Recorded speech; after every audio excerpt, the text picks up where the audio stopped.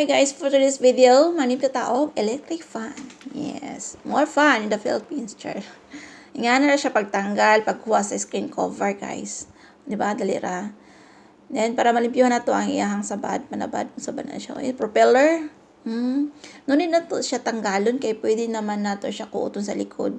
No, kay iyang plastic, elastic man siya, di siya dali mabigtis or mabuak. Di ba? Then, make sure na to ang center niya. Gahi siya. Gahi. Hindi siya luag. No, naka-intact yun siya para nagpandar niya dili mang lupad.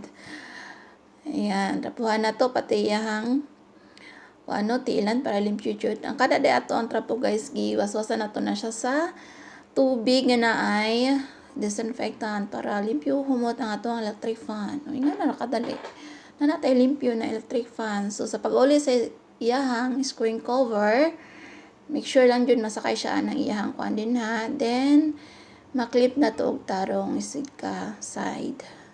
O, diba? Dali ra kayo manipyo electric fan.